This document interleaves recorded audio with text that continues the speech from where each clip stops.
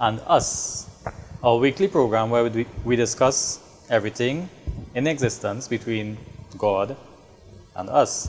And last week we were covering gods, and we closed off the episode with Murtis. So today we continue on that topic a bit, but the real topic of today's episode, the 32 forms of Lord Ganesh.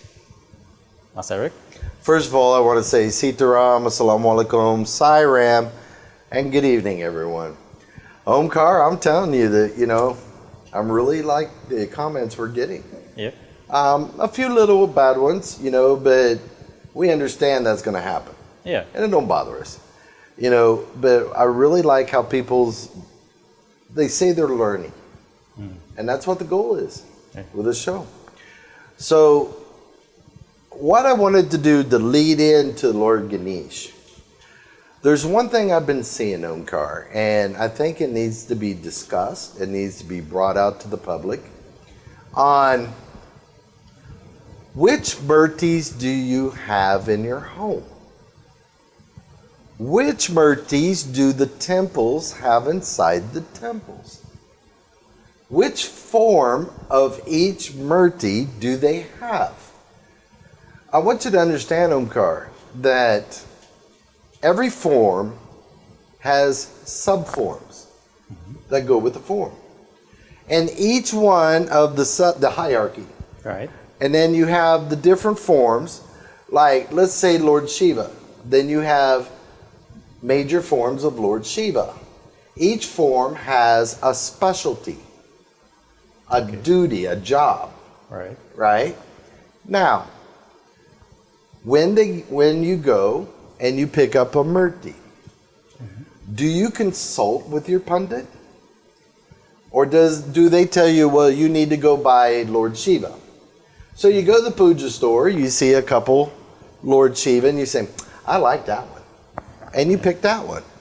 But what form did you pick? It makes a difference when you're doing your prayers. Yeah. You have to have the one that relates to you with your astrological sign. Right. Right? So, when we have Mother, and you have Mother Durga, you have Mother Lakshmi, there isn't just one form of each.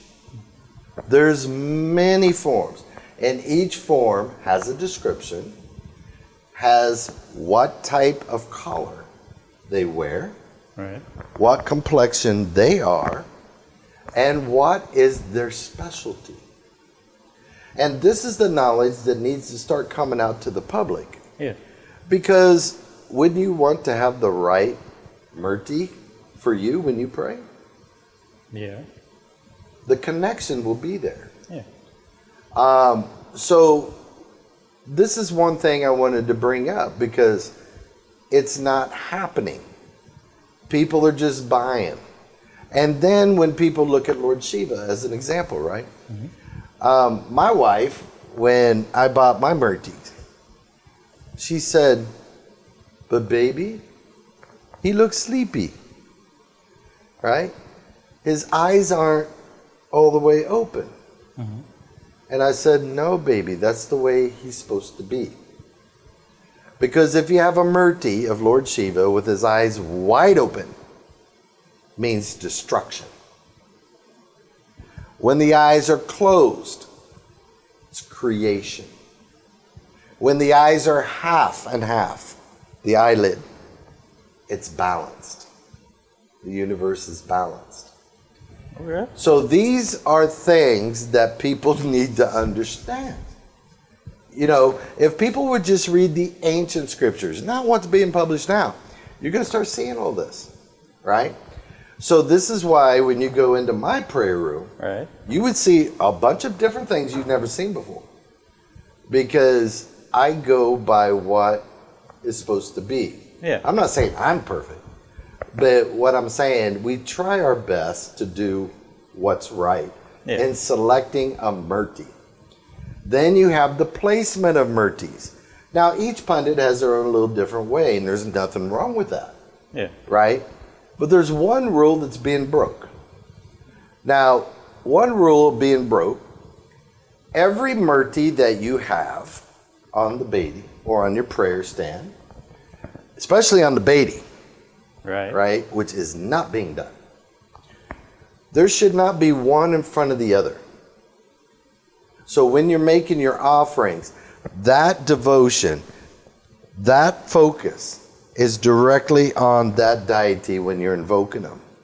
You can't have another one right in front. So you have to stagger them. So one go here, one behind will go in the middle. Then one will go here, one here.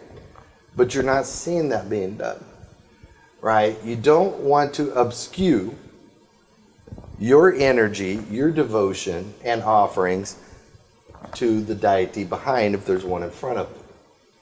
And if you go into a lot of prayer areas, it's clustered. Everything's all clustered, right? And then if you have a Murti, there's duties you have for a Murti. You have to bathe them. You got to keep the area clean, right? You just can't have a Murti sitting there collecting dust. So when you have Murti, some people prefer pictures. Yeah. Because there's less maintenance. But when you have a Murti, you have to keep it clean. You have to keep it in the right clean environment also. A lot of places where I walk through, it's dusty. Yeah. It's not clean. Well, that's not good.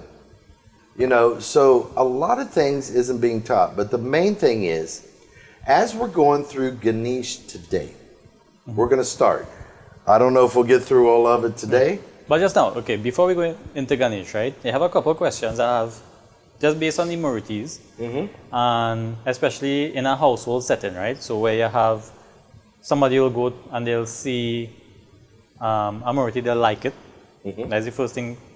They'll go to a store or they say, I like that one. They like this one, so they buy it. Should they avoid that? Like outright avoid doing that? They have to consult a pundit and purchase a Murti. The first thing I would do as an individual, and people, I can't tell you what to do. This is just advice. When you go into the puja store, and let's say you really like this Murti, take a picture of it. Send it to the pundit. Say, Pundit, which form is this Murti? And what is the specialty of this Murti? Right. If I pray to it. Right. You understand? Yeah. Know what you're buying. Right. People aren't. They just go and pick up one here, one here, one here. Yeah. You know, have you ever heard that there's a form of Lord Ganesh that does not ride the mouse? He rides a lion. Right, we're going into that today. So what I'm saying is some people, when they hear what that form does, a lot of people out there is going to say, you know what, I need to get that form. Yeah. Because that sounds like me. That sounds like this is what's for me. Yeah. Right? So this is where knowledge of learning. Now today we can't cover anybody else besides Lord Ganesh because we have how many forms out there, and then you got 33 million deities. So just now, wait. So your second question based on the Murti stuff, right? So you buy the Murti, you bring it home. It's supposed to have an installation of that Murti home. Right. There's a way to purify it and a way to set it. Right. And this is where the information needs to come from their spiritual leader. Yeah. Now there's different little techniques. Right. But the basis is the same. Yeah. Okay? And then there's ways to set one. And you can't move it. Right. You could never move it again. There's what you call a permanent placement, how to set it. Yeah. And that's the strongest way to set a Murti. Right. Right? But this is where, you know, advice from the spiritual leader should come in. Yeah. And people should not be afraid to ask. Yeah. There's no stupid question. The thing I want then, so let's say you don't do any of that, and you bring a Murti and you put it home and you light a day in front of it. Is it just basically a piece of decoration then when you don't install it? It depends how they're doing their devotion. I've seen some in the past to where if a person is very serious in their devotion, Right. you can, and it depends what the murti is made out of. Right. When you do devotion and you set it right, you can put life in that murti. Okay. That murti can become alive. This is what people don't understand. And like years ago, I had a big Lord Shiva, like the one in my office that you see up on top. Mm-hmm. He's on top above. Mm-hmm. Same color. He was dark blue. But after that 10-year penance and doing 18 plus rounds of jap every day for 10 years, he was almost my color when we were done. Okay. So the life is coming into the murti. Some people see the life coming and showing into the lingam. Right. Sometimes you hear people say that they drink milk. Right. You understand? Yeah. There's life in that murti. So for the people who have something home and they never install it, but they just brought it and put it. What I advise them to do, what would be nice, right, is that they get with their pundit, right, or their spiritual leader, and have them come to the house and actually do properly and set it down. Okay. And do it right. You know, just don't set something down. They have to be placed. They have to be set. Mm-hmm. Okay? And when you do that, and you do the purification, you set them down, then you can start your devotion with them. You know, so make sure they're placed to where when you place this one now, you don't have to move other ones to make space for this one. Mm-hmm. You understand what I'm saying? Yeah. So everything needs to be pretty well thought out when you're setting your puja area. All right. And then if you're moving them, let's say you're moving from house to house. Mm-hmm. You have to do a small little prayers. Mm-hmm. And then you can move them, right? But when, I'm giving me as an example, when we just moved 4 years ago, nothing moved in that house until that prayer room was complete. I wouldn't take clothes, furniture, nothing. That prayer room has to be installed first. Then we move the house in. Okay, they always come first. Yeah. Before us. Right? So there's things that should be done, but it's not really being done. Yeah. And this is why I just want to put this information out there. Because now people can say, okay, my thing's too cluttered.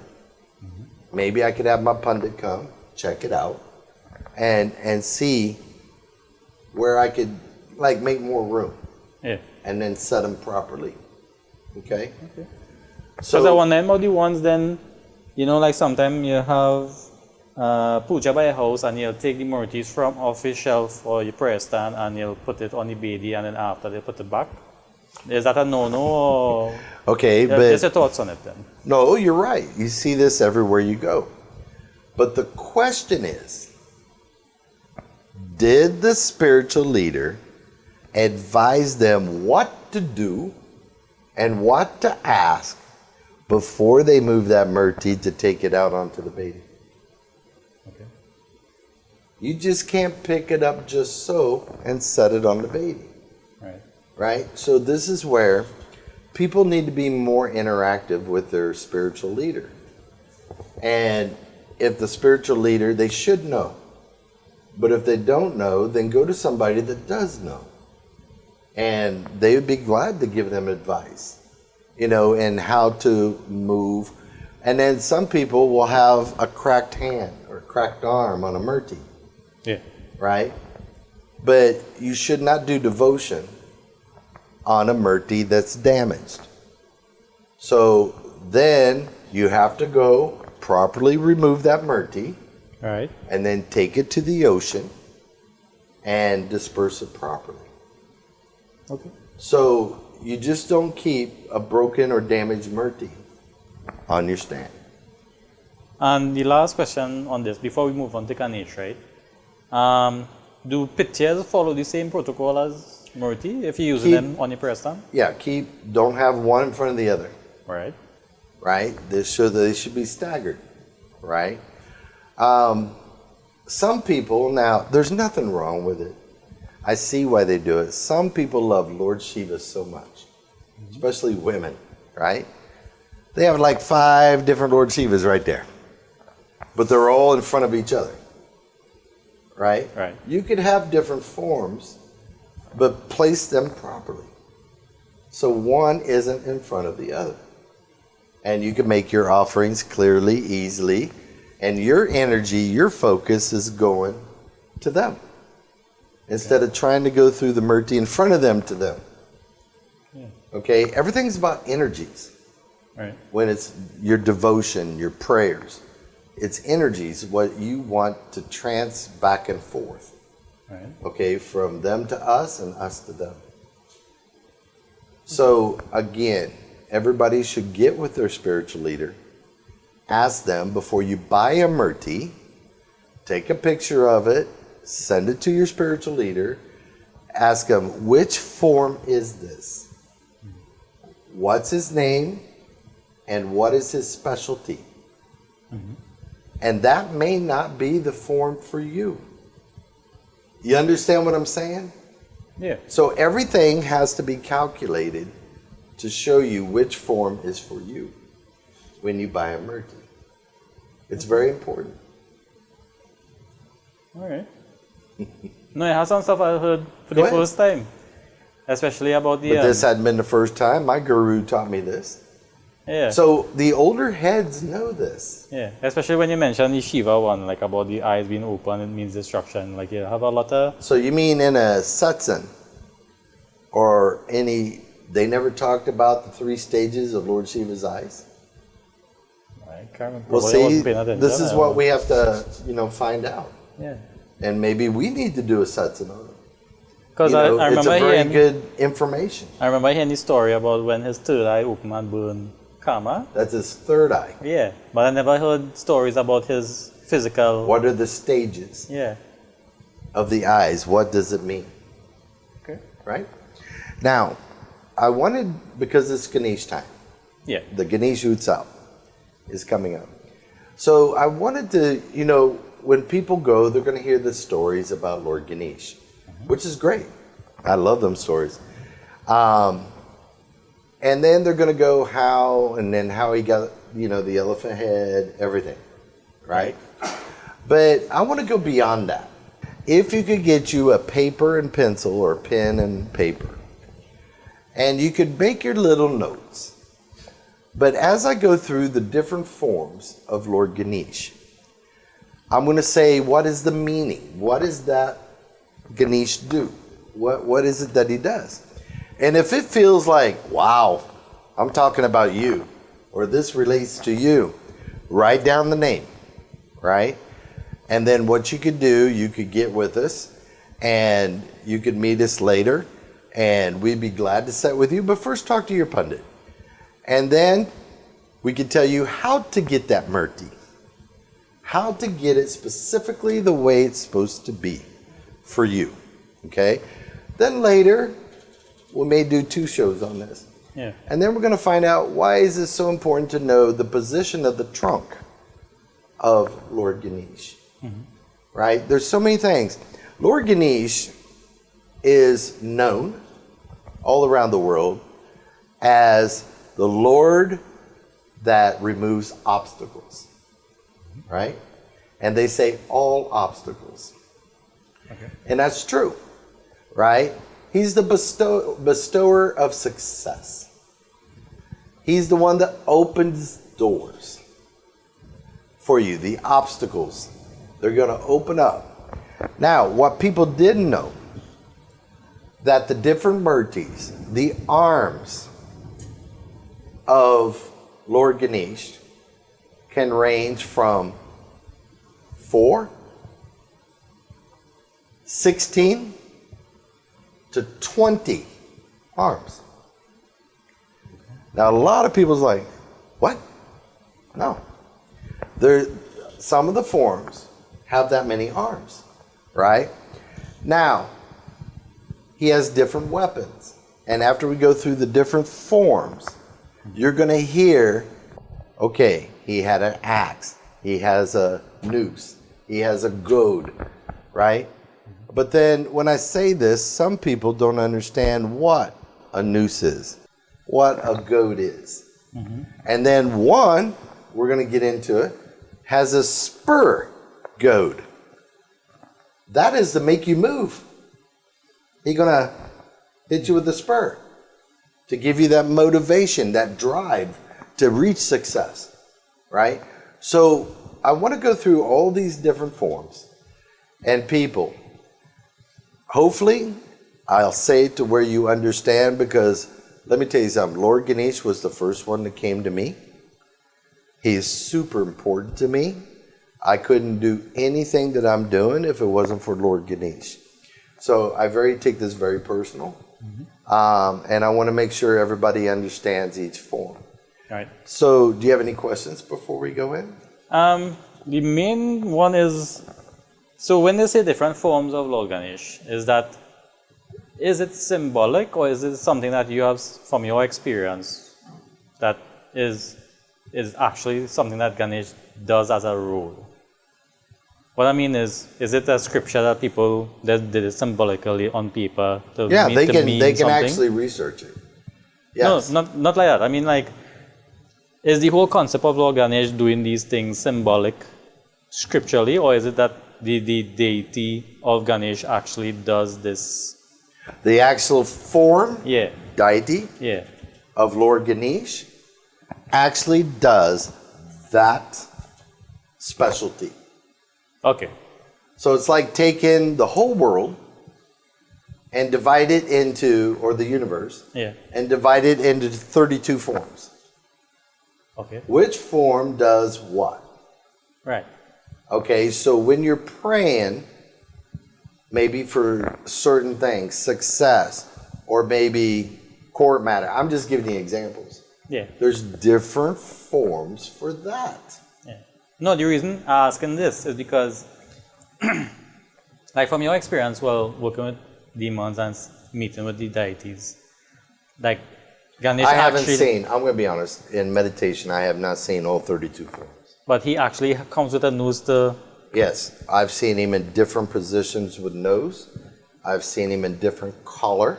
Right. And I've seen him in different clothes. Yeah. And what's with him. Yeah. I've seen that.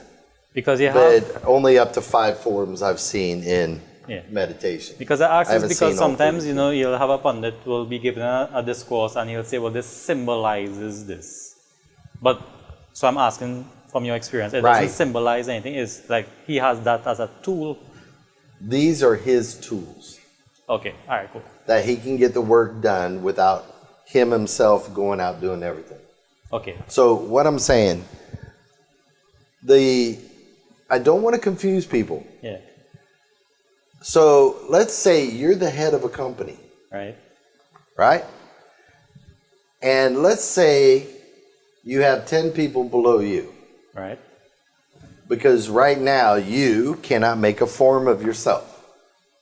Like Lord Ganesh. Right.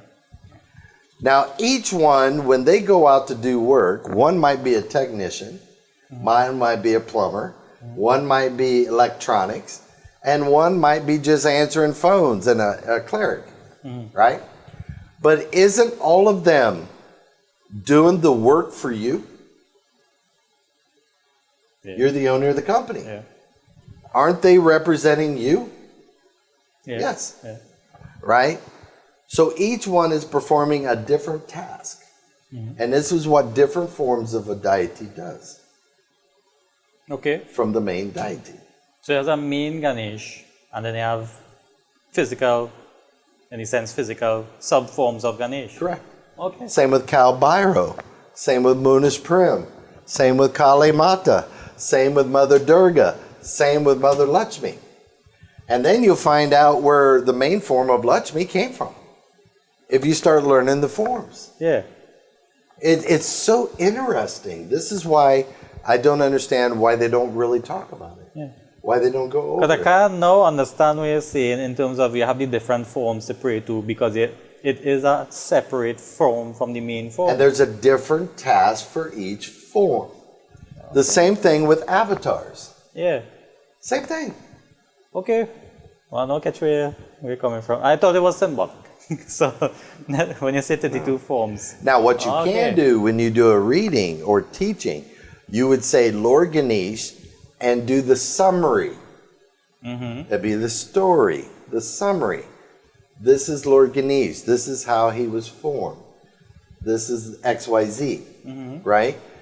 But then, if you start reading into the Tantras, which is like the encyclopedia of the deity, this is where you get into super specifics. Yeah. Because I remember hearing one time a kata, I don't know, along the years, that each incarnation or each form is every time a new universe was created, you have that form was for that universe. So it's like a different take on what you just said. I don't know, I just hear it. I didn't read it. All right, but technically, let me put it this way so then. like 32 universes, 32 Ganesh. So let me put it this way. One deity can be, there is no limit to the locations it can be at one time. Okay. Otherwise, how would on Shivatri? Is Lord Shiva visiting every lingam that's being prayed on? All right. I want you to understand this. Yeah. So when they say one could be for this Milky Way or this galaxy in XYZ, right? He could be in all the galaxies at the same time. Okay. Technically. All right. So this is what people need to understand. Yeah. God can be, if you saw a real Shakti in front of you, right? And you're in awe, but you should be if it's real, right? Do you think that mother's coming on this person and you're the only one in the world at this time seeing her? No. Ma can come on as many people as she wants.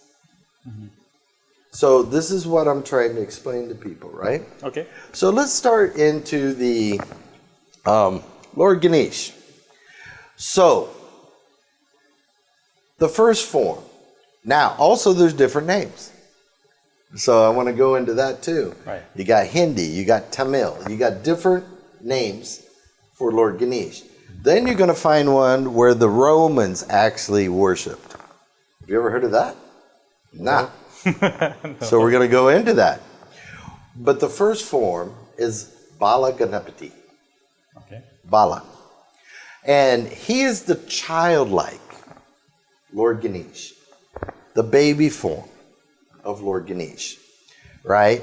But he's made with a golden hue. His color is gold. And he holds a banana, a mango, sugar cane, and a jackfruit in his arms, all representing the earth's abundance and fertility, because he came as a baby, right? His trunk garners his favorite sweets, which is, do you know what his favorite sweet is? Laddu? No, not laddu. He likes that though. Okay. That's modaka. What's that? That's a fruit. You can get it here in Trinidad. Okay. And you offer that to Lord Ganesh, plus with laddus, right? Now, that was the first form.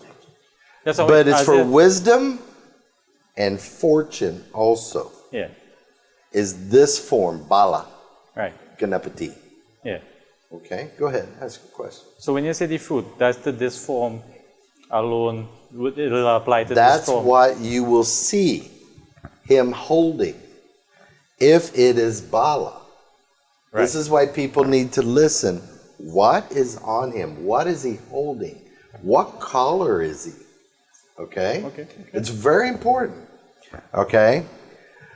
The second form that we're going to go over is Taruna Ganapati. That's the second form. And he's the youthful Lord Ganesh, not the childlike. So now you had the one that was the childlike. Now you got the one that's youthful, right?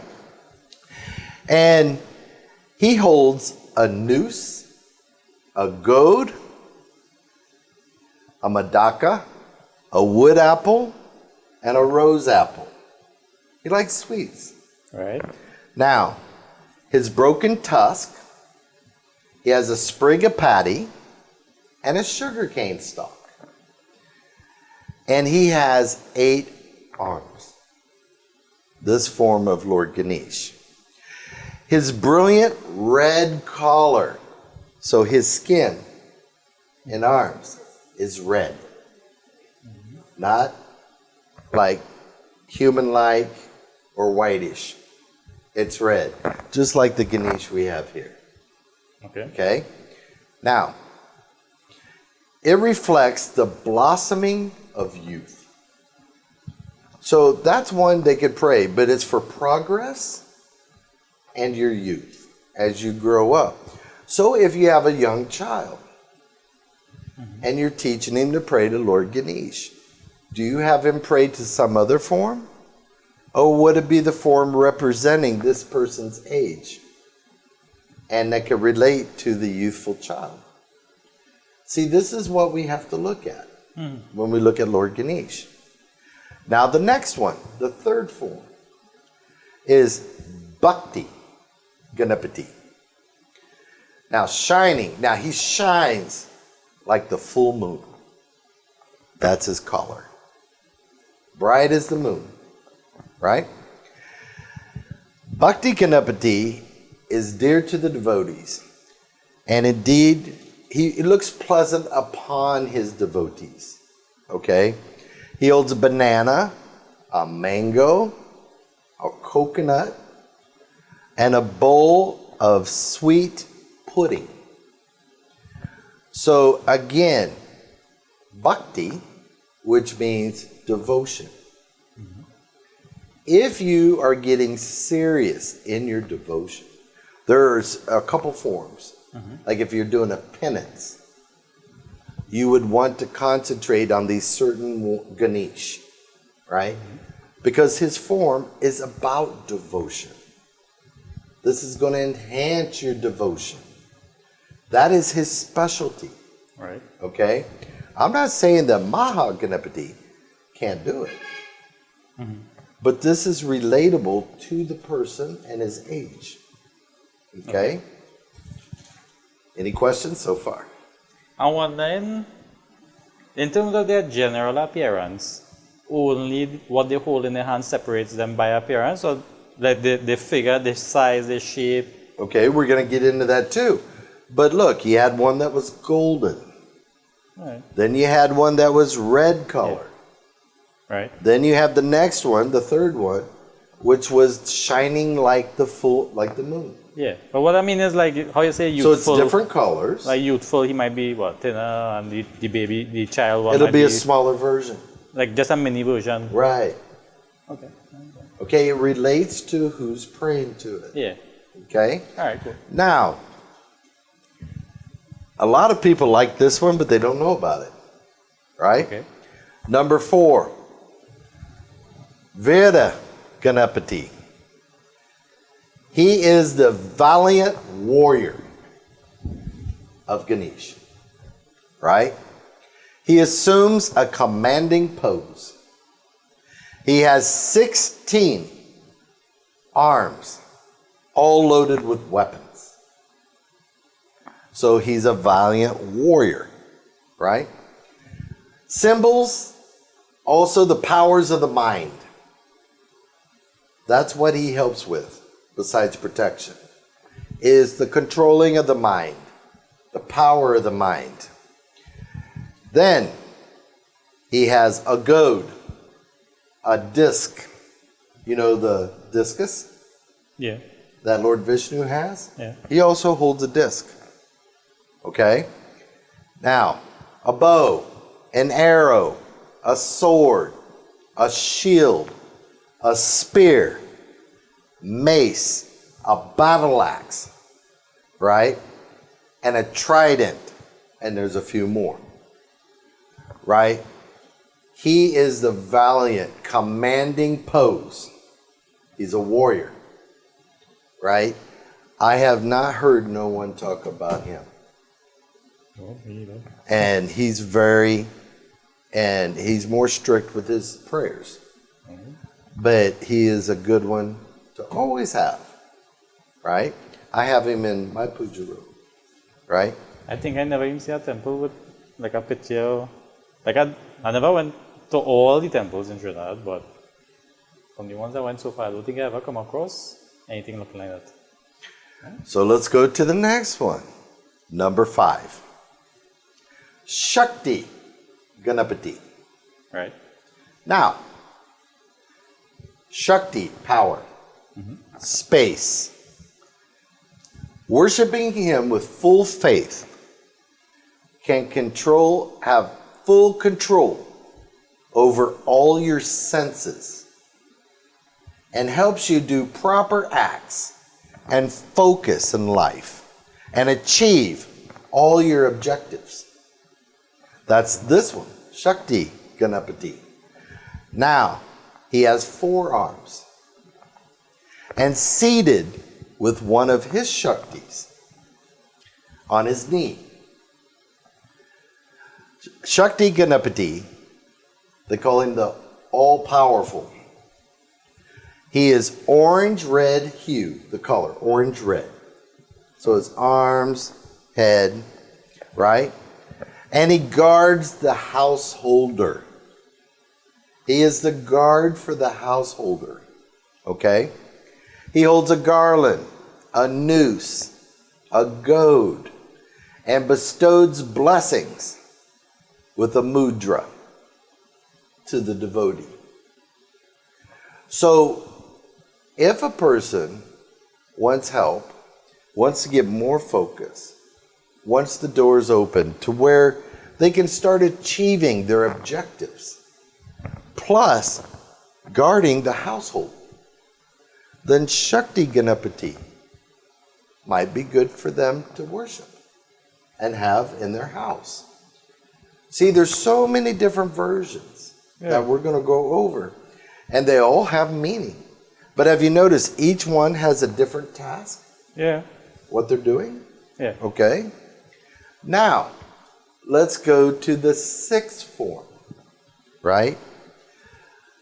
Vidya Ganapati. Vidya means twice born. Okay? Both in the physical form and the spiritual form. And he is regarded, now, this is what some scholars say.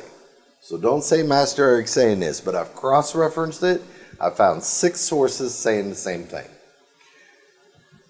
He is the one that is regarded as a Lord equivalent to Brahma. This form right here. Okay? Now, he is moon-like in color again. There's another form that's in that whitish form, right?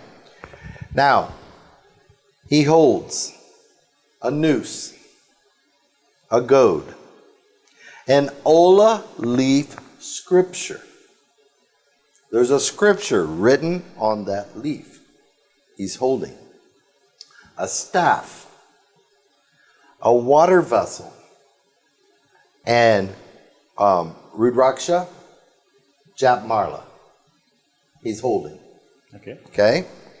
He reminds one and all of the urgency of being disciplined in your life and in your devotion. One thing that all deities look for when you're doing devotion, you're doing your offerings, that you are obedient to them. You are disciplined in what you're doing. You are disciplined in how much you believe in them. You are disciplined in knowing how far you want to get with them. This is a form that helps you reach that.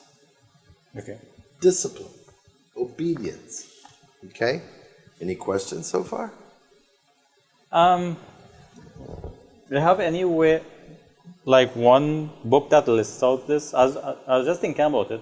Probably could, where people who interested in learning more about this, or this is something that you saw and I came up compiled, some of it I researched, Right. some of it I got out of scripture. with? Yeah. Okay? So what I'm saying, you just can't take some of the modern books you're buying Right. and have all this information in. Okay. You're not going to have it. You'll have some. Yeah. So it But has to not be all. in-depth research. Correct. To get it. And you put it together. Okay. Okay?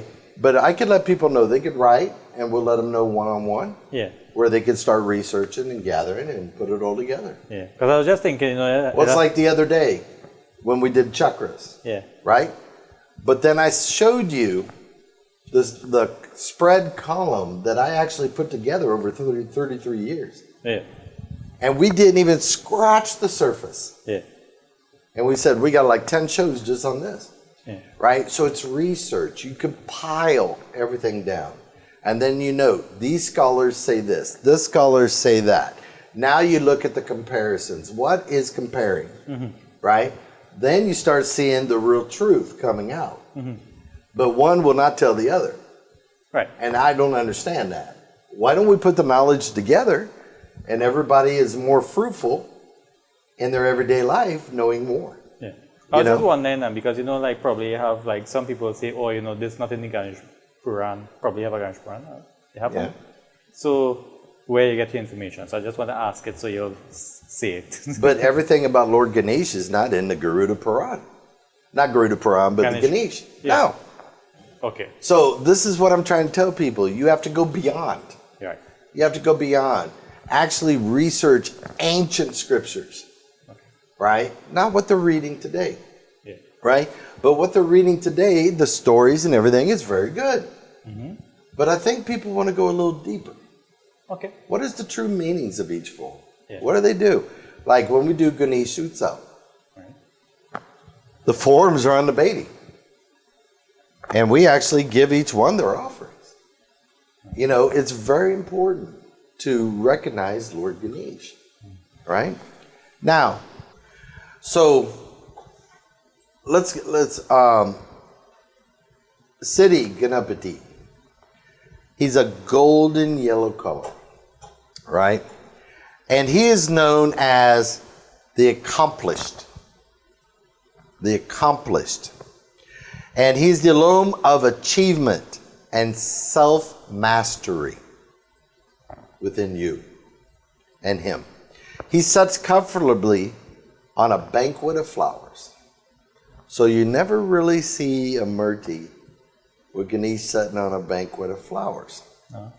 He has an axe, a mango, a sugar cane.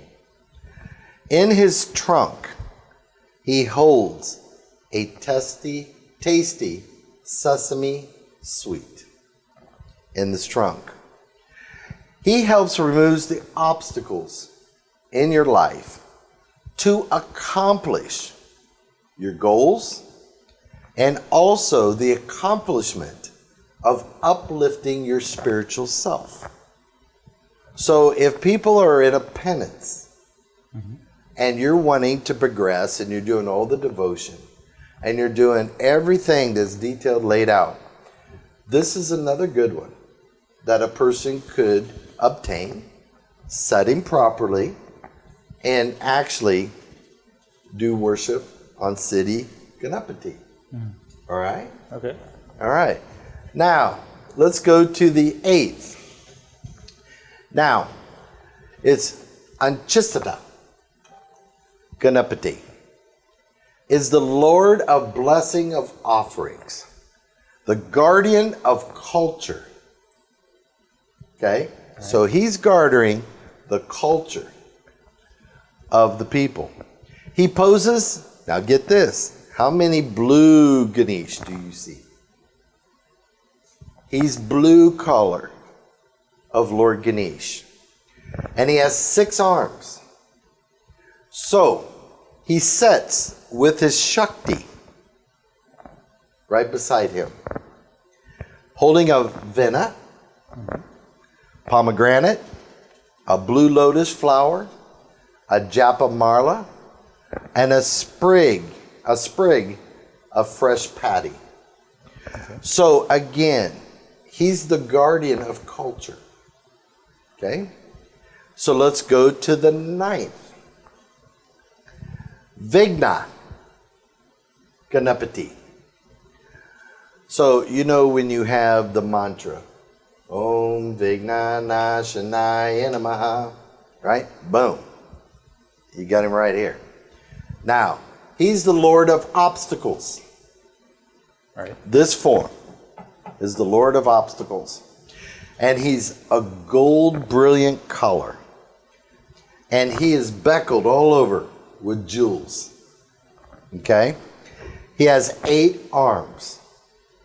And he has a noose, a goad, a tusk, a madaka, a conch, and a discus, and a banquet of flowers, sugar cane, and a flower arrow, and an axe. Now, he helps remove the external obstacles we have, and he also removes the internal obstacles that we have. You don't hear that. You always hear him say, he removes all obstacles. Well, you're thinking the neighbor down the road. You're thinking this guy you did business with. You're thinking of this. But he just doesn't help with that. He also removes the obstacles within us if we have hate, anger, greed, lust. Ask him to help remove this from you so you could live life easier, healthier, more energy, because you're not dragging all this negative with you. So every time that I do puja, before we start puja, I have the people focus on this form and ask them if anyone made me angry before we did the puja, or your husband did something dotish, or whatever, right? You ask him to remove that feeling before you do your puja, so that there is pure, your offerings are pure. You're not fighting this anger within you. Right. Right? So it's a very important form to pray to. When you say internal, disease as well, or does? No. I'm talking obstacles. What are obstacles within us? Okay. Which is grease, lust, hatred, right? And once you get jealousy, once you get rid of this, you are more pure to do your offerings and your prayers. Okay? Okay. Now, we're going to go to the 10th form, which is Shipra Ganapati. He's a handsome, red color Ganapati. And he's quick acting. And he's a giver of boons. Now, he displays a broken tusk, a noose, a goad, a sprig, which is from, and I'll say it in English, from the wish-fulfilling tree. So this is why he's a boon giver. He has the sprig of that in his hands, right? Now, and his uplifted trunk, so it's going to be uplifted like this, okay, right? He holds a tiny pot of precious jewels in that trunk, right? So he's the one that is quick acting in, see, I don't want people to misunderstand the meaning of this deity. He's quick acting, yes. He's a giver of boons, yes.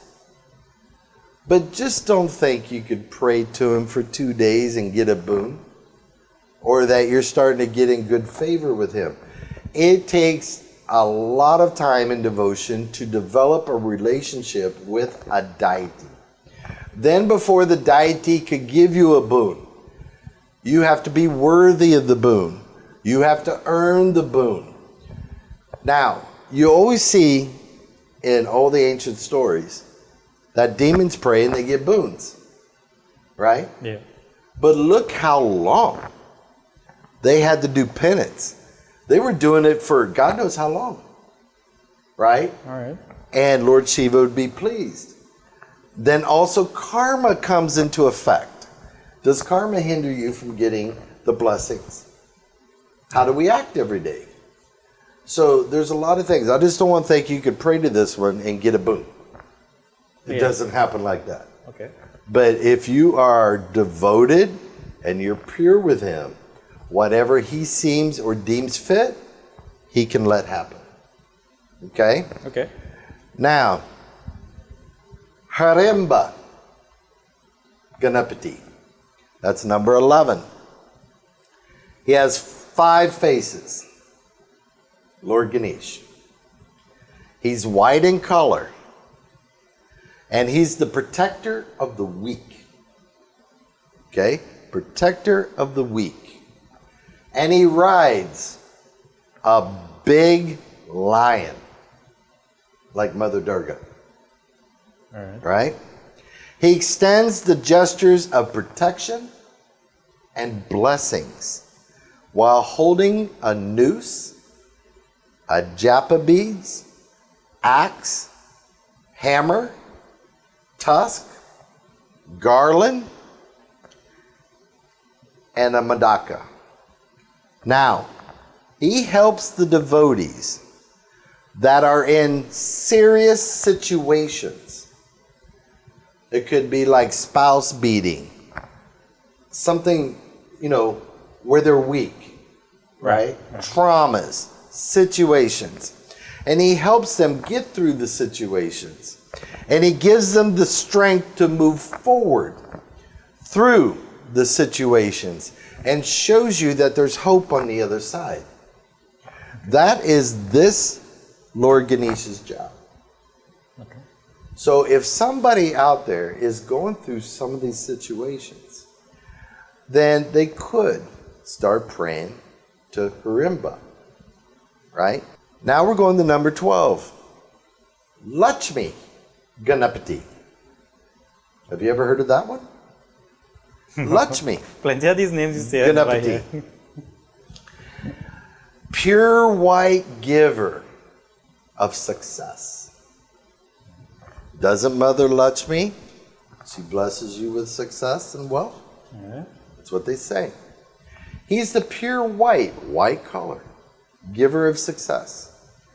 And he sits flanked by wisdom and achievement. Gesturing the Varada Mudra, holds a green parrot, the bird. He holds a green parrot, a pomegranate, a sword, a goad, the noose, and a sprig of the same wish-fulfilling tree, and a water vessel. So he's the giver of success. So a lot of times, if you're doing Mother Lakshmi, and it depends which form of Lakshmi you have on the deity. We could go over that closer to Diwali. Then wouldn't you want the form that's closest to Mother Lakshmi of Lord Ganesh to be on the deity too? Yeah. I remember this is what people have to understand. Yeah, I remember a long time I had a picture. I don't see the picture anymore, but where you have Saraswati, Lakshmi, and Ganesh in the same picture. Mm-hmm. But I never pay attention to the form to know if it have a parrot or whatever in one of his hands. But see, probably. This is where details. You have to know details, Yeah. and then when you look, you can say, "Hey, this sounds like this form. This looks like this form," and then you'll know who you're praying to. Yeah. Now, we have Mahaganapati. That's who you always hear about. Okay. Right? And he's accompanied, and this is what you don't see. he's accompanied by one of his Shaktis, the great Mahaganapati. He's red complexion. He's red. Has 3 eyes. He holds a tusk, a pomegranate, a blue lily, a sugarcane bow, a disc, a noose, a lotus, a spring patty, mace, and a pot of gems. He's the great. He could do everything. Right. They all could pretty well do anything, but they have their specialties. Yeah. But Mahaganapati he does all. Okay? Right. And this is the main one that people pray to. But then... No, I think I never see a form of Ganesh with that third eye. Aha! So then which one we praying to? So you come to my puja room and you'll see. Okay? I've got 5 different forms in my puja room. Right. And when I do my offerings, I address them by the form. Okay? Right. Because each form does different things. But I got Maha there too. Yeah. Right? All I'm trying to say, it's just like, I don't know if you saw it yet, but I did the Hollywood movie on What Are Angels, Part 1, 2, and 3. Right.